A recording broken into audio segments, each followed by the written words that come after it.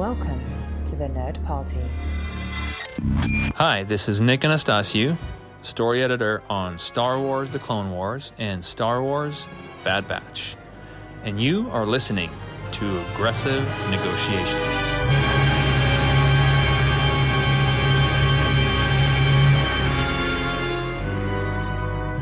Well, hello and welcome to Aggressive Negotiations, the Star Wars podcast that just gives you something slightly different every week. And I'm just one of the hosts, Matthew Rushing, and with me, coming at you from just the wonders that are Naboo, the beautiful, brilliant, dare I say, magnificent Jedi Master John Mills.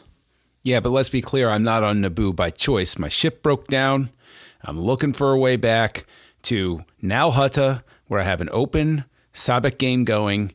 And yes, I've been using the Force to read people's minds, and I got a great hand, and I'm really mad that I'm here, so let's just get this over with, okay? I guess right? Can we do that? Yeah, I mean, I guess I should admit that I've been, using chance cubes in betting and, of course, manipulating them with my Force. And let's just say I've got more credits than I know what to do with right now. Don't you love it when you sit there? You got to say it just as a tribute to old Watto, who started the whole ball rolling. You just go, we'll let fate decide. Yeah, okay, sure. Exactly. Yeah, sure we exactly. will. Mm-hmm. Yes. Yeah, that's what we're doing. Oh, goodness. Well, as you let fate decide, please secure your fate and the fate of this podcast by following us all over social media.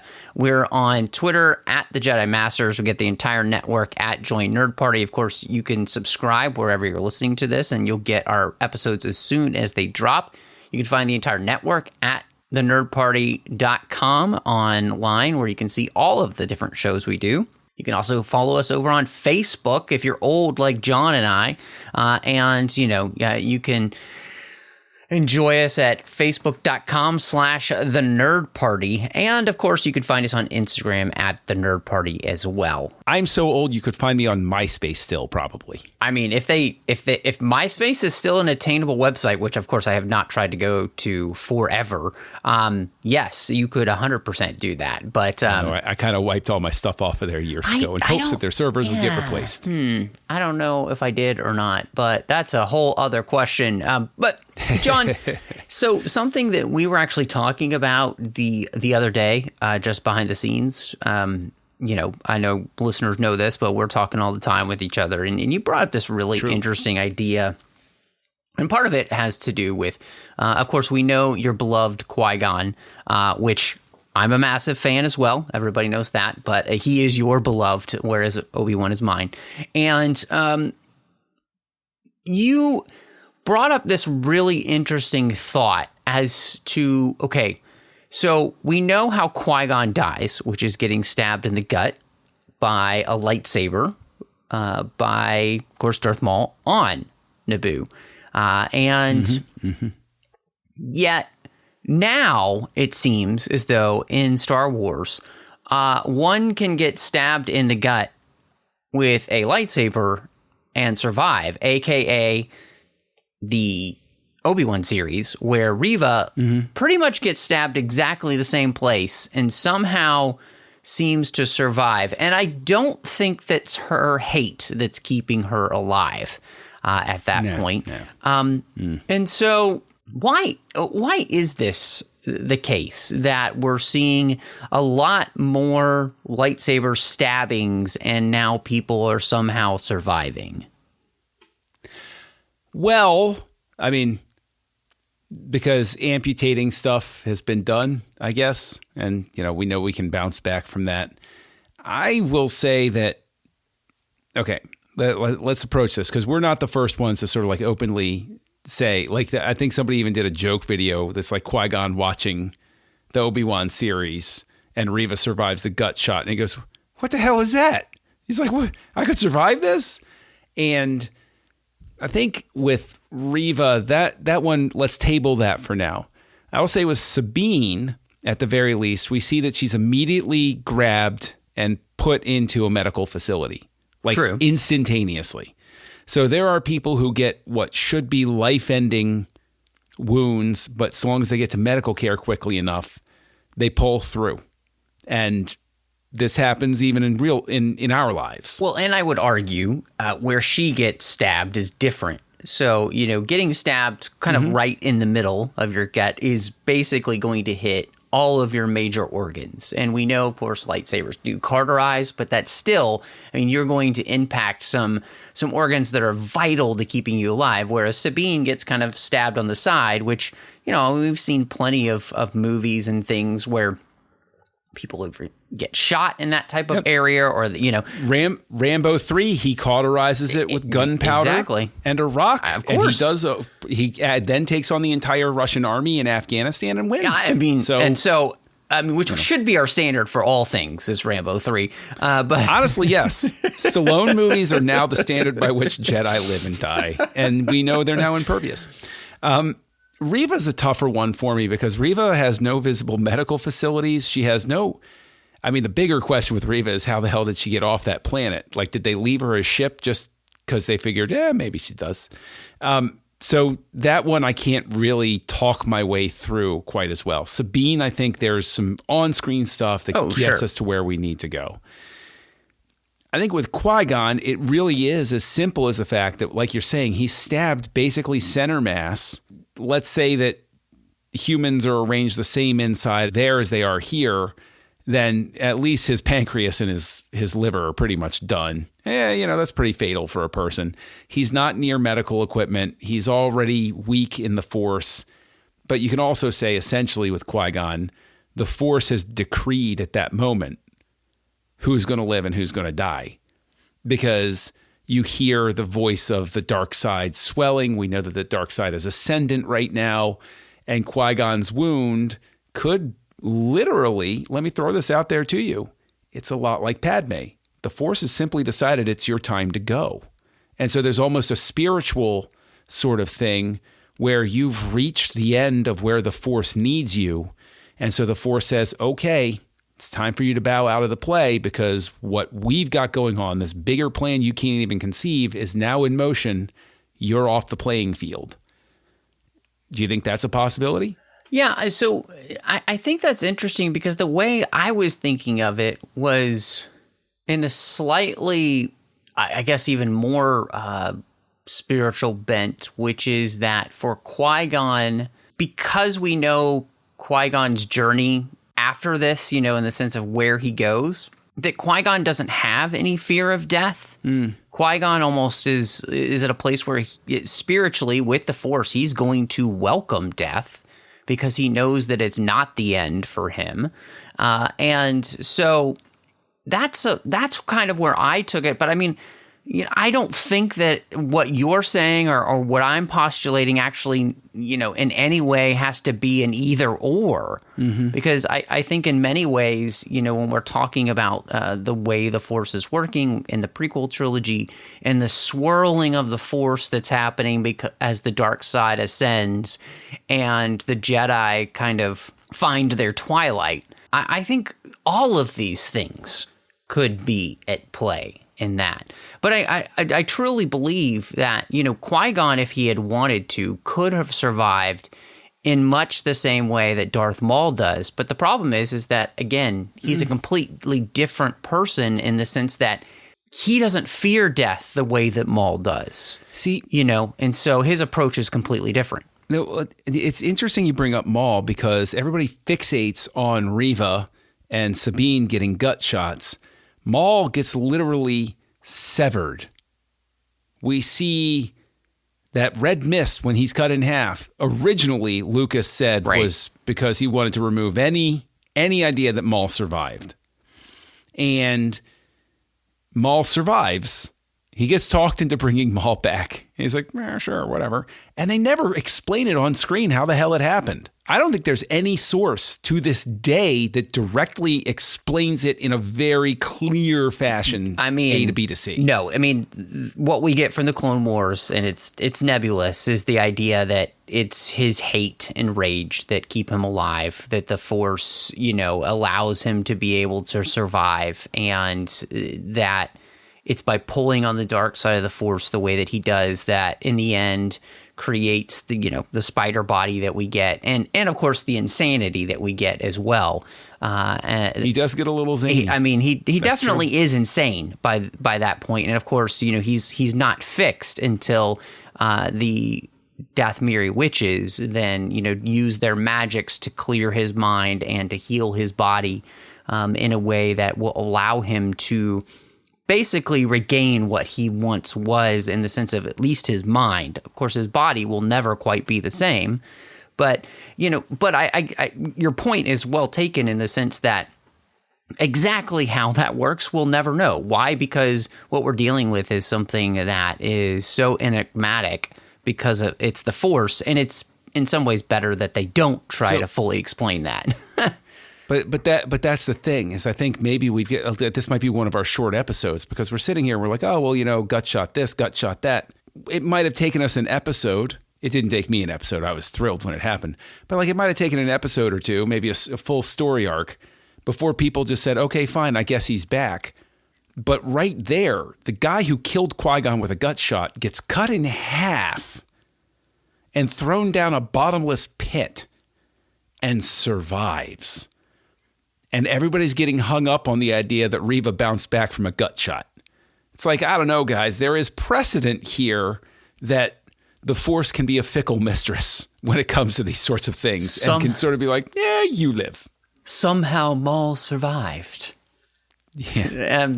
I think...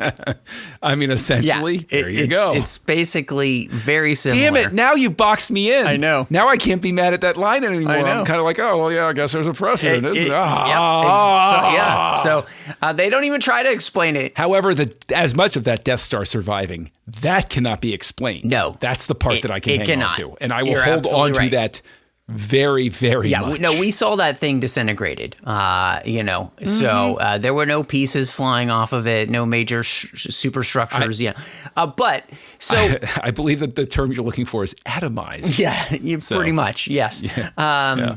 You could bottle that and spray it on yourself, essence of Death Star. Ooh. All right, that's going to be another show topic. So, but, it's funny because when you mentioned this and I was thinking about it, there doesn't really necessarily seem to be quite a good reason. And I think when it comes down to it, I think the one that for me personally that I still struggle with the most is not the fact that Qui-Gon died, because I can completely see, again, with who he is as a character, he embraces death. He's like the third brother in the Harry Potter film. He embraces death as a friend, right? Because he knows that death is not the end. At the same time, though, I think the one that is very difficult for me, because it doesn't quite make sense with just even the weird rules of Star Wars, is Reva, because she doesn't have the rage to keep her alive. But she also doesn't have, I think, the will to survive enough that it feels like the Maul thing, where you're just driven insane with hatred because you thought you were an unstoppable force. And of course, you came up against Obi-Wan Kenobi and realized you weren't. And then that just kind of drives you to this point of utter, absolute hatred. Those are the things that we don't see with a character like Reva, because she's not that type of character. And so it makes it very difficult then for me to understand how and why she survives. Let me throw this out there, that probably what they should have done if they wanted to keep Reva alive is just not had the coda where she goes back to Tatooine, leave her there, and then do like a show where she comes back. I think that's why we all sort of like wind up rolling with Maul, is we're kind of like, okay, it's been a while, maybe something, dark magic sort of thing. But leaving those story mechanics aside, I agree with you. Reva's tough because she doesn't seem to have the will to survive in the same way that the others do. So the only thing that I can possibly say is, well, if we're going to say that the Force can keep somebody alive, I could see it being something where Reva is the Force, the light side of the Force or whatever, is able to exert some influence to redeem her because she serves some sort of greater purpose later. And so Maul is kept alive by drawing on dark side energy. And then in sort of like a switch, the light side sees a chance at redemption to show that it's possible, no matter how lost somebody might be. I mean, I'm sort of stretching a bit there. I don't think that's in the writer's intent. I don't think that's in the show's expression. But I think I can probably headcanon my way into it. Likewise, Palpatine staying alive, they've done it before in the comics and nobody batted an eye, right? Yes, they clunkily do it in the movies, and they have the famously clunky line, somehow Palpatine returned. Anyway, next scene, like, it's just clunkily delivered, and it comes out of left field because Palpatine's a non-factor until that movie. But the dark side bringing somebody back, I actually think I might have rolled with Palpatine coming back. You know, this is tangential, I guess, or whatever. If, again, I know I was making jokes earlier, if they hadn't had parts of the second Death Star survive. Mm-hmm. If they had simply had him come back, I'm playing ball. Mm-hmm. But bringing that back, I'm like, oh, come on. Right? It's just like everything made it through. Like, I can even see, like, if they had anyway, you can Monday morning quarterback everything to your heart's content. But I guess if we're going to, maybe that what we should call this show is the Maul Principle. Mm-hmm. That the Maul Principle shows us that if the people creating the story see a need or a desire to have that person survive the thing that happened, okay, that's what happened. Yeah. Just like Thrawn and Ezra surviving a deeply damaged Star Destroyer getting dragged through super hyperspace by a giant whale to a second galaxy.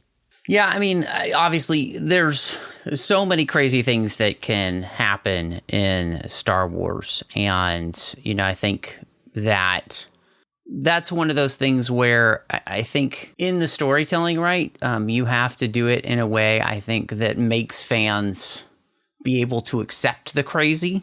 You know, you do it in a way that fans like, oh, I can see that, you know, or it's so well done, you're not even thinking about that. And I think that's the thing where, you know, these different ways in which these things have been done, I think that's the case in many of them, where it's like, I don't even care to think about it because I'm like, wow, you know, this is, okay, yeah, that makes sense. I can roll with that. And so, yeah, I think that's the thing that I'm really interested in. And regardless of where we come down on all of this, I'm not going to get too upset about who they decide who should live or who should die, because in the end, it all comes down to this type of story you're trying to tell. Mm-hmm. And, absolutely, you know, and sometimes I think that works better than others in some areas because the stories themselves are more interesting, right? Yeah. And so, yeah, I mean, I think that's where it comes down to me. You know, if the story grabs me emotionally and, you know, everything that it needs to, I'm not going to care.